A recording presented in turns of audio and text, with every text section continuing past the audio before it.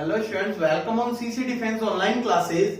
आज अपन जो आपके मंडे टेस्ट हुआ था कितनी तारीख को 24/8/2020 को अपन उसका न्यू स्टूडेंट के ग्रुप का सॉल्यूशन देखते हैं।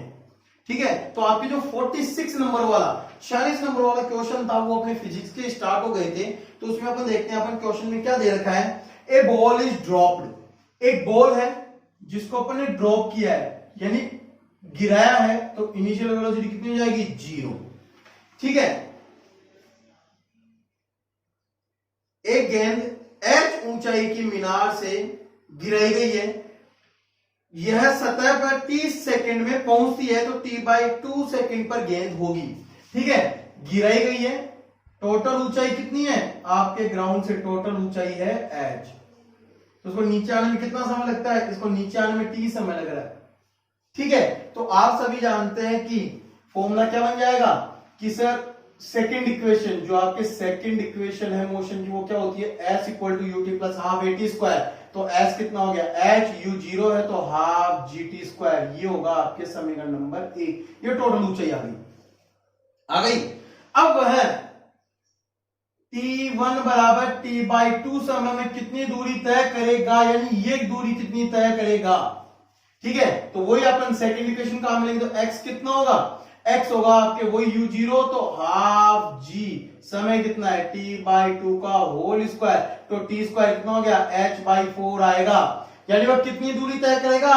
ऊपर से नीचे h/3 दूरी तय करेगा। तो कितनी ऊंचाई पर होगा? तो उसकी ऊंचाई धरातल से ऊंचाई होने वाली है h माइनस h/4। कितना आएगा 3h/4, यानी वह धरातल से 3h/4 ऊंचाई पर होगा। तो इसका जो ऑप्शन नंबर 3 है वो इसका क्या होने वाला है? ऑप्शन नंबर 3 राइट होने वाला है। ठीक है, इसी प्रकार अपन 47 नंबर वाला क्वेश्चन देखते हैं। आपके 47 नंबर वाले क्वेश्चन में क्या बोल रहा है? 47 नंबर वाले क्वेश्चन में बोल रहा है कि आपके टू कार्स हैं, एक ही दिशा में 30 किलोमीटर पर आवर की समान चाल से गतिशील है।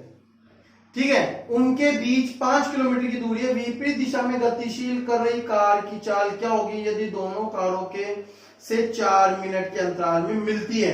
तो बच्चों अपन को क्या दे रखा है कि यहाँ पे 2 कार है।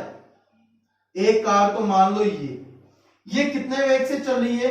ये आपके चल रही है, एक कार चल रही है 30 किलोमीटर पर आवर से। और इधर आपके एक दूसरी कार है। इधर क्या है आपके दूसरी कार जो इसके विपरीत दिशा में कितने वेग से चल रही है? वो v वेग से चल रही है, माना v वेग है। और इन दोनों के बीच की अपन को दूरी बता रखी है, वो कितनी है 5 किलोमीटर। ठीक है, इन दोनों के बीच की दूरी है 5 किलोमीटर की दूरी है। ठीक है, और ये दोनों कितने समय बाद में मिलती है? ये दोनों 4 मिनट बाद में मिलती है। तो कितने घंटे होंगे? 4/60 घंटे, यानी 1/15 आवर। तो इतने घंटे बाद में मिलती है। तो बताओ वी वेग कितना होगा? तो आप जानते हैं कि जब कोई 2 गाड़ियां एक दूसरे की तरफ चले तो सापेक्ष वेग काम में लेते हैं। तो इस स्थिति में लगा समय होता है अपने दूरी बटा सापेक्ष वेग। और बच्चों relative velocity distance upon relative velocity distance कितनी है 5 किलोमीटर अपॉन आपके सापेक्ष वेग कितना होगा? जब दोनों एक ही दिशा में यानी विपरीत दिशा में चलते हैं तो दोनों का वेग जुड़ जाता है।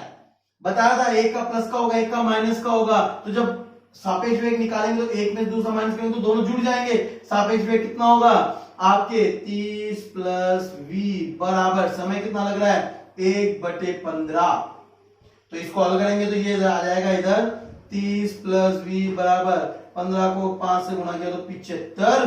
तो v वेग कितना हो गया 45 किलोमीटर पर आवर। इस क्वेश्चन में बच्चों सबसे इंपॉर्टेंट है आपकी जो यूनिट है ना, यूनिट वो किलोमीटर पर आवर में रख लेना सभी की, या मीटर पर सेकंड में बदल के आप हल कर सकते हो। तो आपके ऑप्शन क्या आने वाला है 45 किलोमीटर पर आवर। अगर मीटर पर सेकंड में है तो उसको किलोमीटर पर आवर में तुम्हें बदलना पड़ेगा। अब इसी प्रकार अपन नेक्स्ट क्वेश्चन देखते हैं। 48 नंबर वाला क्वेश्चन क्या है? ठीक है, 48 नंबर वाले क्वेश्चन में क्या बोल रहा है कि एक पत्थर को ऊपर की तरफ फेंका जाता है और यह 200 मीटर की ऊंचाई तक पहुंचा तो पृथ्वी के सापेक्ष पत्थर का अधिकतम वेग होगा। जब अपन किसी पत्थर को ऊपर की तरफ फेंकेंगे, कितने वेग से फेंक रहा है, यह आपके ऊपर की तरफ u वेग से फेंक रहा है, तो यह ऊपर की तरफ जाके इसका वेग 0 होगा, फिर ये पुनः धरातल की तरफ आएगा। तो बच्चों इसका अधिकतम वेग कहां पर मिलेगा, तो अधिकतम वेग उसका इस धरातल पर ही मिलेगा, अधिकतम वेग इस धरातल पर भी मिलेगा और वो प्रारंभिक वेग के बराबर ही होगा।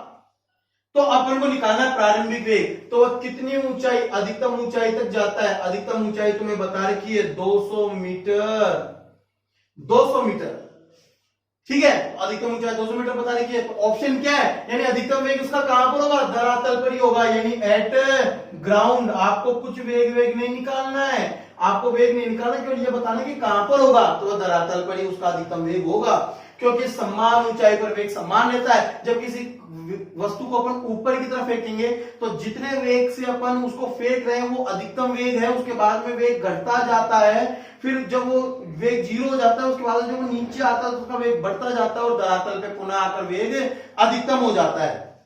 ठीक है, अब अपने नेक्स्ट क्वेश्चन है 49 नंबर वाला क्वेश्चन। 49 नंबर वाले क्वेश्चन में क्या बोल रहा है कि एक बस स्थिर अवस्था से प्रारंभ होकर 2 मीटर पर सेकंड स्क्वायर के त्वरण से गति करती है। अपने मान लो जैसे ये एक बस है, इसका प्रारंभिक वेग तो अपने 0 है, परंतु ये कितने त्वरण से चल रही है, 2 मीटर पर सेकंड स्क्वायर के त्वरण से गति करना प्रारंभ करती है। उसी समय एक साइकिल 20 मीटर पर सेकंड के वेग से उसी दिशा में गति करती है जो बस से 46 मीटर पीछे है। यानी इसके पीछे एक साइकिल वाला है, जैसे मान लो ये आपके एक साइकिल वाला है, ये कितने दूरी पर है, ये इससे 96 मीटर की दूरी पर है और ये एक समान वेग u से चल रहा है, यानी v मान लेते हैं, v से चल रहा है, कितने 20 मीटर पर सेकंड से चल रहा है, तो माना ये t समय बाद में मिलेंगे, तो आपके साइकिल वाले के द्वारा तय दूरी कितनी होगी, vt बराबर बस और साइकिल के बीच की दूरी ये भी तय करेगा और साथ में बस जितनी दूरी चलेगा वो भी तय करेगा। प्रारंभिक वेग 0 है तो कितनी दूरी तय करेगा, ut plus half at square से निकाले तो u तो 0 हो गया, तो कितना होगा हाफ at स्क्वायर। अब मान रखते हैं v कितना दे रखा है बच्चों, 20t बराबर 96 प्लस 1/2, तो कितना दे रखा है आपको 2, तो 2 गुणा टी स्क्वायर, ये कट गया, तो बच्चों क्या बचा टी स्क्वायर माइनस 20t और आपके प्लस का 96 इज इक्वल टू 0। बोलो होगा नहीं होगा। अब टी समय ज्ञात करें तो बताइए सर टी समय कितना होगा, तो बच्चों इसको लाएंगे तो माइनस है ना, टी इक्वल टू हो गया आपके सीधी तरह 40 सूत्र से 20 plus minus square root of 20 का स्क्वायर 400 माइनस 4ac। अब c पता है a बराबर 0, तो इसका 4 गुना करेंगे तो 6 चौका 24 की 4, 80 लागी 2, ठीक है ना, और 9 चौक 36 और 2 38, 384 है ना, और बटे 2 कितना आएगा 20 प्लस माइनस ये आ गया 16, 16 का हो गया 4/2, तो प्लस से लेंगे तो आपके 24/2 कितना हो गया 12 सेकेंड, और यदि माइनस लेंगे अपन तो माइनस करेंगे तो 16/2 कितना हो गया 8 सेकेंड। तो अपने दो ऑप्शन है, तो दोनों ऑप्शन में जो मिलेगा वो राइट ऑप्शन है, तो आपके जो ऑप्शन नंबर 1 है ए है कितना 8 सेकेंड, वो इसका राइट है। इतने समय के बाद में वह साइकिल सवार उस बस को पकड़ लेगा। इसी प्रकार अपन नेक्स्ट क्वेश्चन देखते हैं। आपकी जो 50 नंबर वाला क्वेश्चन है, 50 नंबर वाले क्वेश्चन में अपन को क्या बोल रहा है, 50 नंबर वाले क्वेश्चन में बोल रहा है a train move in north direction. आपकी ट्रेन है, ठीक है, एक ट्रेन 54 किलोमीटर पर आवर की चाल से उत्तर दिशा में गति कर रही है। मान लो आपके ये एक लंबी ट्रेन है, ठीक है, ये आपके 54 मीटर पर किलोमीटर पर आवर की गति से चल रही है ट्रेन, किस दिशा में, उत्तर नॉर्थ डायरेक्शन में, माना इधर नॉर्थ दिशा है, ठीक है। और फिर बोल रहा है एक बंदर ट्रेन की छत पर ट्रेन के सापेक्ष, यानी एक बंदर है, इसके ऊपर एक बंदर है, बंदर वो ट्रेन के सापेक्ष, यानी बंदर का, मंकी का ट्रेन के सापेक्ष वेग दे रखा है बच्चों, कितना दे रखा है 18 किलोमीटर पर आवर, ठीक है, ट्रेन से विपरीत दिशा में दौड़ रहा है। धरातल पे खड़े व्यक्ति के लिए बंदर का प्रक्षेपित वेग होगा। धरातल पे कोई व्यक्ति खड़ा है तो वह अपने सापेक्ष इस बंदर का वेग देगा कितना होगा। तो धरातल पे खड़ा व्यक्ति, उसका वेग खुद का 0, तो जो धरातल पे खड़ा व्यक्ति है वो बंदर का वेग देखेगा, वह खुद के सापेक्ष देखेगा। तो इसका मतलब Vm माइनस Vg, तो Vm ही तुम्हें निकालना है, बंदर का वेग निकालना है। अब बंदर का वेग कैसे निकालना है, आपको दे रखा है बंदर का ट्रेन के सापेक्ष वेग यानी Vm माइनस Vt। तो बच्चों Vm कितना होगा, Vmt प्लस Vt, यानी कि बंदर का ट्रेन के सापेक्ष वेग में ट्रेन का वेग जोड़ दो। 18 में अपन 54 जोड़ेंगे तो आपके बच्चों कितना आएगा, ये आएगा 72 किलोमीटर पर आवर। तो बंदर बच्चों कितने वेग से चल रहा है, 72। इसको मीटर पर सेकंड में 5/18, 18 से कट गया तो 4, यानी कि 20 मीटर पर सेकंड के वेग से वह दक्षिण दिशा में गति कर रहा है। किस दिशा में गति कर रहा है, दक्षिण दिशा में गति कर रहा है। तो आपके जो ऑप्शन नंबर 3 है, सी है, इसका राइट होने वाला है। ठीक है, तो इस प्रकार अपन उस क्वेश्चन को पढ़ के समझ के इजीली उसको जल्दी से सोल्व कर सकते हैं। ठीक है, तो आपके 51 नंबर वाला क्वेश्चन है, उसके अंदर क्या बोल रहा है कि एक नाव को झील के स्थिर पानी में 8 किलोमीटर जाकर वापस आने में 2 घंटे लगते हैं, यानी पानी का वेग कितना है, 0। जब वह खुद की बोट से स्थिर पानी में 8 किलोमीटर जा रहा है, 8 किलोमीटर आ रहा है, तो टोटल दूरी कितनी तय करी, 16। यानी कि अपन बोट का वेग निकाले, नाव का वेग निकाले तो कितना आएगा, यानी उसने टोटल दूरी 16 किलोमीटर दूरी तय की कितने घंटे में, 2 घंटे में। ठीक है, 2 घंटे बोल रहा है, तो बताओ उसका वेग कितना हो गया बोट का, 8 किलोमीटर पर आवर। और अब बोल रहा है कि नदी का वेग, पानी, नदी में जो पानी है उसका वेग वीआर आपको दे रखा है कितना, 4 किलोमीटर पर आवर। तो बताओ 8 किलोमीटर की दूरी जाकर वापस आने में कितना समय लगेगा। तो बच्चों जब वह नदी के साथ जाएगा तो दूरी कितनी तय करेगा, 8 किलोमीटर। नदी की दिशा में जा रहा है तो नदी भी उसको साथ में लेके जाएगी, इसका मतलब दोनों का वेग जुड़ जाएगा।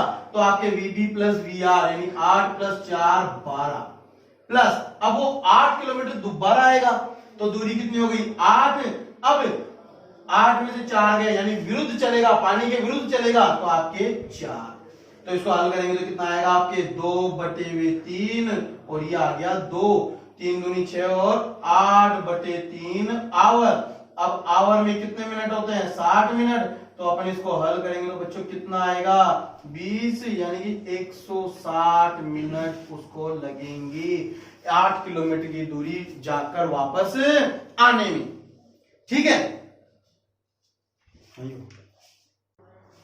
हेलो स्टूडेंट्स, अब अपन 52 नंबर वाला क्वेश्चन देखते हैं। आपके क्या बोल रहा है, एक आदमी 0.5 किलोमीटर चौड़ी नदी को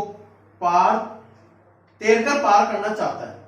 यदि वह 2 किलोमीटर पर आवर की दर से स्थिर पानी में तैरता है तथा नदी 1 किलोमीटर पर आवर के वेग से बह रही है, तो उसे किस कोण पर तैरना चाहिए कि वह प्रारंभिक बिंदु के ठीक विपरीत बिंदु पर पहुंच जाए। तो देखो बच्चों, इस क्वेश्चन में क्या दे रखा है आपने, मान लो जैसे ये अपने एक नदी है, ठीक है, ये नदी हो गई, इसके इस बिंदु पर कोई व्यक्ति है, ये इसको तैरकर पार करना चाहता है। अब आपको बता रखा है कि नदी कितने वेग से बह रही है, Vr वेग, नदी का वेग। नदी का वेग आपको दे रखा है 1 kilometre per hour, 1 kilometre per hour. और आदमी कितने वेग से चलता है, आदमी का वेग दे रखा है 2 किलोमीटर पर आवर। और वह किस दिशा में चले कि वह नदी के ठीक सामने वाले किनारे पर यहां पर पहुंच जाए। तो यहां पर पहुंचने का मतलब व्यक्ति का नदी के सापेक्ष वेग इस दिशा में होना चाहिए, यानी परिणाम ही इस दिशा में आना चाहिए, यानी व्यक्ति का नदी के सापेक्ष वेग इस दिशा में आना चाहिए। और नदी का वेग इस दिशा में है ही, तो इसलिए इस दिशा में कब आएगा, जब व्यक्ति इस दिशा में गति करना प्रारंभ करे Vm वेग से।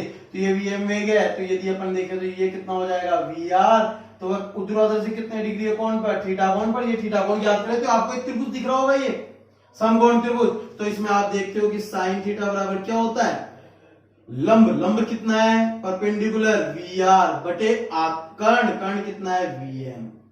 वी आर कितना है 1/2, यानी थीटा कितना होगा, थीटा होगा 30 डिग्री, यानी ऊर्ध्वाधर से नॉर्मल से कितने डिग्री के कोण पर, 30 डिग्री के कोण पर वह यानी कि आपके बहना प्रारंभ करेगा। तो ये 30 डिग्री है तो टोटल 90, तो कितने डिग्री के कोण से, 36 से कितने डिग्री का कोण हो गया, 90 प्लस 30 बराबर 120 डिग्री का कोण। तो आपके ऑप्शन नंबर जो बी है 2 है वो राइट होगा।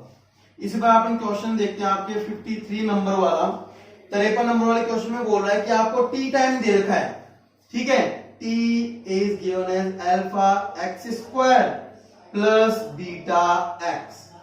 अब आपको बोल रहा है कि कण में मंदन कितना होगा, मंदन यानी आपको त्वरण निकालना है।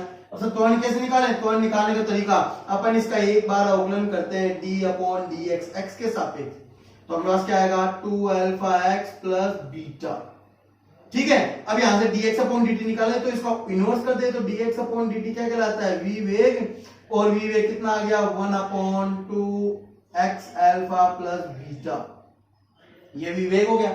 अब अपन इससे निकालते हैं त्वरण, तो त्वरण क्या होगा, वेग का भी अपन समय के सापेक्ष अवकलन डिफरेंशिएशन कर दें, तो जैसे अपन डिफरेंशिएट करेंगे अपने पास क्या आएगा माइनस, देखो कैसे आएगा, देखो बच्चों ध्यान देना, आप सभी मैथ के आप सभी को पता है कि इसको अपन ऐसे लिख सकते हैं -1, सबसे पहले पावर का होगा यानी माइनस, फिर आएगा पावर में एक कम तो 2, तो 2x अल्फा प्लस बीटा की पावर 2, फिर अंदर वाले का अवकलन करते हैं तो 2x अल्फा प्लस बीटा का अवकलन कितना होगा 2 अल्फा, ठीक है। अब अपन को त्वरण बताना है, तो ए त्वरण कितना होगा, तो ए त्वरण अपन को ज्ञात करना है v के पदों में, तो आप देख लो v बराबर 1 है, 1/2x अल्फा प्लस बीटा है, तो यहाँ पे स्क्वायर है तो इसको अपन क्या लिख सकते हैं v स्क्वायर, तो माइनस का 2v स्क्वायर अल्फा, बोलो होगा नहीं होगा, ठीक है।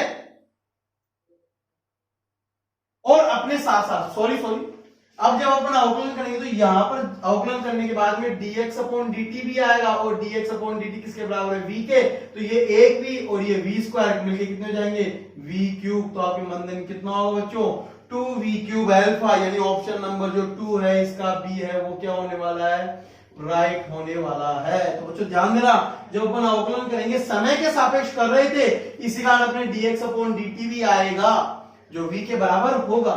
अब अपन आपके 50 नंबर 4 यानी 54 नंबर का जो क्वेश्चन है वो सोल्व करते हैं। उसमें क्या बोल रखा है आपके कि एक क्वांटिटी है जो दे रखी है आपको x बराबर m की पावर a, l की पावर b, t की पावर c, और m के अंदर परसेंटेज एरर अल्फा, b के अंदर बीटा, और इसके अंदर दे रखी है माइनस की गामा %। तो बताओ x में प्रतिशत त्रुटि कितनी होगी, तो मैंने कहा था प्रतिशत त्रुटि अधिकतम होती है, तो अधिकतम का मतलब घात को प्रतिशत त्रुटि से गुणा कर देते तो a अल्फा, ठीक है, फिर b को बीटा से तो b बीटा, फिर माइनस काम में नहीं लेंगे अपन, माइनस घात में काम में नहीं ली जाती है, सॉरी यहां पर आपके घात माइनस की दे रखी है तो माइनस अपन काम में नहीं लेंगे, ये प्लस का है तो अपन को तो प्लस करना है, तो गामा इंटू c प्रतिशत त्रुटि होगी। तो आपके जो ऑप्शन नंबर 1 है वो इसका क्या होगा, राइट होगा। अब इसी पर अपन 52 नंबर वाला क्वेश्चन 55 नंबर वाला क्वेश्चन देखते हैं, उसमें क्या बोल रहा है, एक वृत्त के व्यास में, व्यास डायमीटर में प्रतिशत त्रुटि दे रखी है 4%, ठीक है। तो बताओ इसकी परिधि में त्रुटि कितनी, तो परिधि कैसे निकालते हैं अपन, परिधि सर परिधि का फॉर्मूला होता है अपने 2 पाई r 2r d, तो पाई d यानी d की पावर 1, यानी परिधि में प्रतिशत त्रुटि, परिधि में प्रतिशत त्रुटि बराबर होगा घात 1 से इसकी प्रतिशत त्रुटि गुणा कर 1 गुणा 4%, यानी कि 4% ही होगी। जब घात 1 होती है तो प्रतिशत त्रुटि उसी राशि की त्रुटि के इक्वल होती है। तो आपके ऑप्शन नंबर जो 3 है वो इसका क्या हो जाएगा, सी ऑप्शन राइट हो जाएगा, 3 ऑप्शन राइट है। इसी पर अपन क्वेश्चन देखते हैं आपके 56 नंबर वाला क्वेश्चन, 56 नंबर वाला क्वेश्चन आपके क्या बोल रहा है कि m1 l1 t -1 किसकी विमा है, m1 l1 t -1 किसकी विमा है बताइए। तो आपके ऑप्शन है पावर, फोर्स, कपल यानी युग्म, और एक संवेग। तो आप जानते हैं संवेग P बराबर m इंटू v होता है, m1 और v की होती है l1 t -1, यानी किसका है, संवेग का, यानी ऑप्शन नंबर जो 2 है b है वो इसका राइट है। अब अपन 57 नंबर वाला क्वेश्चन देखते हैं। कोणीय संवेग के लिए विमीय सूत्र है कोणीय संवेग J बराबर या L बराबर mv/r। अब m मास का जानते हैं m1, वेग का जानते हैं L1t-1 और इसमें अपन जोड़ दिए L1 त्रिज्या, तो क्या बन जाएगा m1 L2t-1, यानी आपके जो ऑप्शन नंबर 2 है वो राइट होगा। इसी प्रकार अपन 58 नंबर वाला क्वेश्चन देखते हैं। आपके 58 नंबर वाले क्वेश्चन में बोल रहा है कि आपको y इक्वल टू दे रखा है a sin at - bx plus c। तो बताओ a b c की विमाएं क्या होगी। ठीक है, याद करें तो मैंने कहा था जब साइन के अंदर जो पद होता है इसकी विमा किसके बराबर होती है m0 l0 t0, यानी कौन है ये, और कौन की विमा क्या होती है m0 l0 t0, यानी a की विमा इंटू t समय।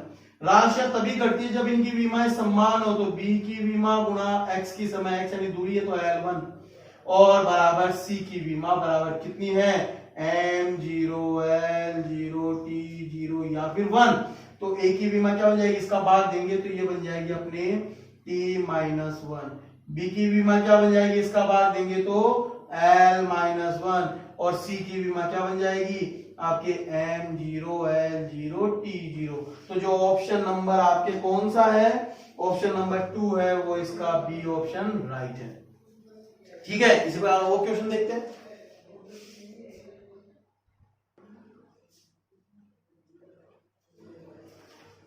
फिफ्टी 59 नंबर वाला क्वेश्चन है आपके, क्या बोल रहा है कि यदि लंबाई व बल की इकाई को 4 गुना कर दे तो कार्य कितना गुना होगा। तो कार्य क्या होता है बल गुणा विस्थापन, यानी कि लंबाई x मान लें।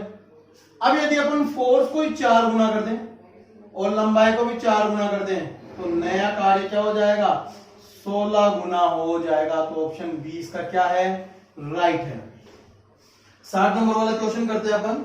इसमें दे रखा है आपको वेग दे रखा यानी फोर्स दे रखा है, कण पे लगा बल दे रखा है, F बराबर कितना दे रखा है आपके 60 i cap plus 15 j cap minus का 3 k कैप न्यूटन, और आपको वेग दे रखा है v बराबर वेग कितना दे रखा है आपके 2 i cap minus 4 j cap और प्लस का 5 k कैप प्लस का 5 k कैप। बच्चों मेरे थोड़ा सा यानी जो अक्षर है ना प्लस माइनस के वो थोड़ी मिस्टेक है ना, तो आप मैं चेक कर लेता हूं पावर। तो force dot product with velocity क्या देता है अपन को पावर देता है, तो पावर का फॉर्मूला होता है तो डॉट प्रोडक्ट करना है। डॉट प्रोडक्ट करेंगे तो कितना आएगा 120 माइनस 60 और माइनस 15, 60 में से 15 गए तो 45 वॉट, यानी ऑप्शन एकदम यानी अपने साइन सही है एकदम। ऑप्शन बी है वो इसका क्या होने वाला है राइट। तो अपने 45 वाट का इसका आंसर इतनी शक्ति होगी। 61 नंबर वाला क्वेश्चन अपन सोल्व करते हैं। सॉरी ये अपन ने जो क्वेश्चन सोल्व किया है 61 नंबर वाला है, अपन 60 नंबर वाला क्वेश्चन सोल्व करते हैं। क्या बोल रहा है 60 नंबर वाला, निम्न में से कौन सी राशि मात्रहीन है, यानी मात्रहीन का मतलब उसकी विमा क्या होगी m0 l0 t0, बताओ किसकी है। तो वो आपको दे रखा है पहले वेग प्रवणता मतलब होता है v बटा x, वेलोसिटी में लंबाई का भाग देंगे। ठीक है, दाब प्रवणता p अपॉन x। ठीक है, एक होता है आपकी विस्थापन प्रवणता x अपॉन x और एक दिया हुआ है आपके बल प्रवणता F अपॉन x। आप देख रहे हो तीनों अलग है, तो x अपॉन x से क्या हो जाएगा कट जाएगा, तो इसकी विमा क्या हो जाएगी। तो कौन है वो आपके डिस्प्लेसमेंट ग्रेडियंट, यानी विस्थापन प्रवणता। जो विस्थापन प्रवणता होती है उसकी विमा ये होती है बच्चों प्रवणता हमेशा x के साथ, जो तुम बोलते हो ना tan थीटा जो ढाल होता है वो क्या कहलाती है प्रवणता कहलाती है dy अपॉन dx। तो इसी प्रकार किसी विस्थापन x के सापेक्ष तो इसकी डायमेंशन क्या है m0 l0 t0। अब अपन आगे क्वेश्चन सॉल्व करते हैं आपके 62 नंबर वाला 62वें नंबर वाला क्वेश्चन। 62वें नंबर वाले क्वेश्चन में आपको बोल रहा है कि दो वेक्टर है वो एक दूसरे के परपेंडिकुलर है, यानी कि 2i cap plus 3j cap plus 8k cap क्या है परपेंडिकुलर है किसके, आपको दे रखा है। बच्चों देखो इस क्वेश्चन में थोड़ा कंफ्यूज करने के लिए क्या कर रहा है 4j कैप पहले अपन तो i कैप वाला फिर पहले लेंगे तो माइनस का 4i cap plus 4j cap plus alpha के कैप। तो आपको पता है यदि दो वेक्टर एक दूसरे के परपेंडिकुलर है तो इनका डॉट प्रोडक्ट किसके बराबर होता है, 0 के बराबर। तो आई का आई के साथ माइनस का 8, जे का जे के साथ प्लस का 12 और प्लस का 8 अल्फा इज इक्वल टू 0। तो अल्फा कितना होगा, माइनस का 4/8 यानी माइनस का 1/2। अल्फा की वैल्यू कितनी आएगी, माइनस की 1/2। तो जो आपके ऑप्शन नंबर 3 है, सी है, वो इसका राइट है। इसी बार अपन 63 नंबर वाला क्वेश्चन सोल्व करते हैं। 63वें नंबर वाला क्या बोल रहा है कि आपके B vector cross A vector dot A vector किसके इक्वल होगा। आप सभी जानते हैं ये पुनः एक ट्रिपल प्रोडक्ट त्रिगुणन है। तो त्रिगुणन में यदि इसको लिखा जाए तो क्या लिखेंगे, बी को पहले, फिर ए को, फिर बाद में ए को। और मैंने कहा था त्रिगुणन में जब दो एक जैसे आ जाते हैं तो इसका आंसर कितना आता है, 0। यानी आपके इसका ऑप्शन 4 है, डी है, वो इसका राइट है। अब अपन 64 नंबर वाले क्वेश्चन सोल्व करते हैं। 64 नंबर वाले क्वेश्चन में बोल रहा है what happen when we multiply A vector by -2। यदि किसी सदिश को, जैसे ए वेक्टर है, इसको यदि अपन -2 से गुणा कर दे तो क्या होगा। तो माइनस का मतलब एक तो अपोजिट हो गया, अपोजिट, और 2 से मल्टीप्लाई करने का मतलब मैग्नीट्यूड क्या हो गया, 2 के मल्टीपल यानी दुगना हो गया, डबल हो गया। तो आपके जो ऑप्शन नंबर 2 है वो राइट है। क्या दिशा विपरीत होगी, यानी अपोजिट विपरीत हो जाएगा और आपके उसका परिमाण क्या होगा, दुगना हो जाएगा, दुगना। तो आपके ऑप्शन नंबर बी है वो इसका राइट है। अब अपन इसी प्रकार आगे क्वेश्चन सोल्व करते हैं। 65 नंबर वाला क्वेश्चन बच्चों बहुत अच्छा क्वेश्चन है। क्या बोल रहे हैं कि एक वस्तु को इस प्रकार प्रक्षेपित किया गया है, प्रक्षेप्य का यानी क्वेश्चन है ये, प्रक्षेपित किया गया कि इसकी अधिकतम ऊंचाई पर गतिज ऊर्जा प्रारंभिक गतिज ऊर्जा की 3/4 हो जाए तो प्रक्षेप्य कोण कितना होगा। तो देखो बच्चों, अधिकतम गतिज ऊर्जा के कितनी होती है, प्रारंभ में 1/2 m u²।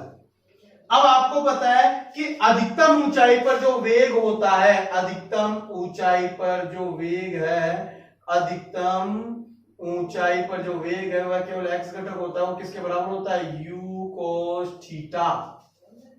तो आपकी गतिज ऊर्जा कितनी होगी, गतिज ऊर्जा हो गई 1/2 m, इसका स्क्वायर करेंगे तो u² cos² थीटा।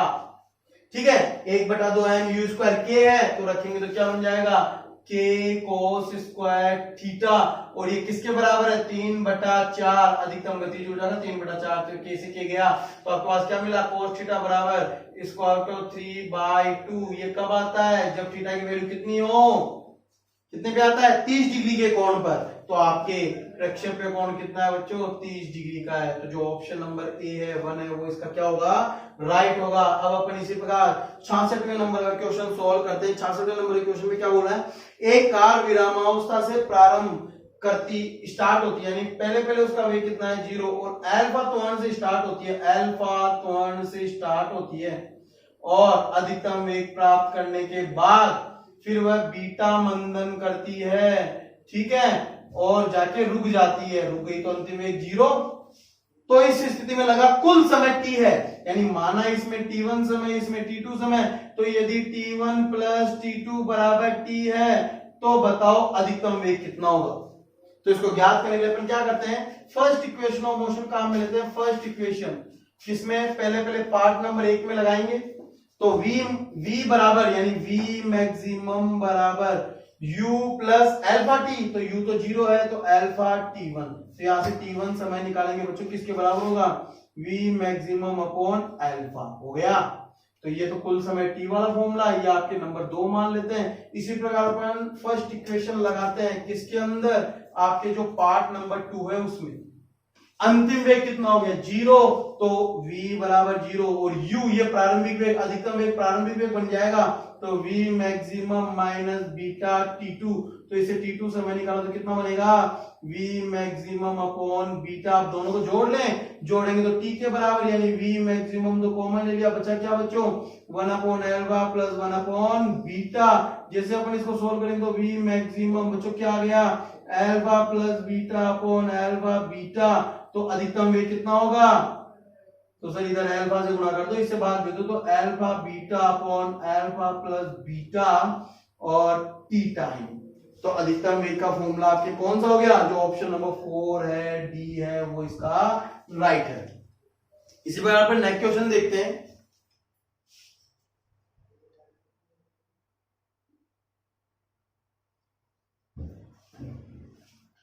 अब आपके जो 67 नंबर वाला क्वेश्चन, 67 नंबर वाला क्वेश्चन को देखते हैं अपन। क्या बोल रहे हैं कि 100 मीटर ऊंचाई से एक बॉल को छोड़ा जाता है। एक बॉल को तो 100 मीटर की ऊंचाई से छोड़ा जा रहा है, ठीक है, तो छोड़ा जा रहा है। और उसी समय एक दूसरी बॉल को 40 मीटर पर सेकंड के वेग से ऊपर की तरफ फेंका जा रहा है। तो बताओ ये कितने समय बाद दोनों मिलेगी। तो दोनों का समय मिलने का समय क्या होगा बच्चों, समान होगा, तो t समय बाद मिलेगी। तो इसने कितनी दूरी तय की, x दूरी, और इसने कितनी दूरी तय की, 100 माइनस x दूरी, यानी कुल दूरी 100 में x घटाए तो 100 माइनस x। तो अपन सबसे पहले नंबर 1 पार्ट देखते हैं। इसके लिए अपन यदि गति का द्वितीय समीकरण लगाए तो x बराबर क्या होगा, u तो 0 है, तो हाफ जी टी स्क्वायर, ठीक है, क्योंकि इसके लिए तो 1 प्लस का होगा और इसके लिए तो 1 माइनस का होगा। तो बच्चों इसके लिए क्या हो जाएगा, 100 minus X is equal to U T minus का हाफ जी टी स्क्वायर। ये समीकरण नंबर 2। अब अपन दोनों को जोड़ दें 1 प्लस 2 से। तो जैसे अपन दोनों को जोड़ेंगे, जोड़ते बच्चों क्या होगा, x है x और ये कैंसिल आउट, तो 100 बराबर ut, तो t बराबर कितना हो गया, 100 बटावा u कितना है 40, भाग देंगे कितना आएगा 2.5 सेकंड के बाद में वो दोनों एक दूसरे से मिलेंगे। तो जो ऑप्शन नंबर आपके 3 है, सी है, वो इसका राइट होगा। इसी प्रकार आपके नेक्स्ट क्वेश्चन है 68 नंबर वाला क्वेश्चन। क्या बोल रहा है, एक प्रक्षेप्य को 36 से 45 डिग्री के कोण पर इतने वेग से फेंका गया तो परास होगी, ठीक है। 68वें नंबर वाले क्वेश्चन में आपको बोल रहा है क्या, आपको यू वेग दे दिया 9.8 मीटर पर सेकंड और आपको थीटा कोण दे दिया 45। तो आपको पूछ रहा है रेंज क्या होगी, तो फॉर्मूला होता है u square sine 2 theta upon g. तो 9.8 का square sine 2 theta, theta 45 90, sine 90 degree बटावा जी, जी है 9.8, 9.8 से एक गया तो बच्चों आर रेंज कितनी हो गई, 9.8 मीटर हो गई, यानी 9.8 उसकी रेंज है। अब अपन सॉल्व करते हैं 69 नंबर वाला क्वेश्चन, सेकंड लास्ट क्वेश्चन है ना। एक फुटबॉल को 36 से 30 डिग्री कोण पर 50 मीटर पर सेकंड के वेग से फेंका जाता है तो कितने समय के लिए गेंद हवा में रहेगी। यानी आपको u दे रखा है 50 मीटर पर सेकंड और आपको थीटा कोण दे रखा है 30 डिग्री। तो बताओ उड्डयन काल कितने समय के लिए, यानी 2u sin theta upon g।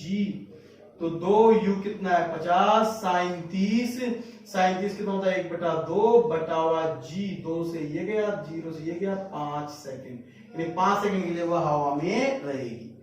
अब अपन देखते हैं 70वें नंबर वाला क्वेश्चन, जो बड़ा अच्छा क्वेश्चन है आपके लास्ट क्वेश्चन। क्या बोल रहा है, किसी प्रक्षेप्य की अधिकतम परास r है, इसी कोण पर अधिकतम ऊंचाई h है, तो r अपॉन h किसके बराबर होगा। तो देखो अधिकतम परास कितने डिग्री कोण पे मिलती है 45 पे, कितनी होती है अधिकतम परास, u स्क्वायर अपॉन g होती है।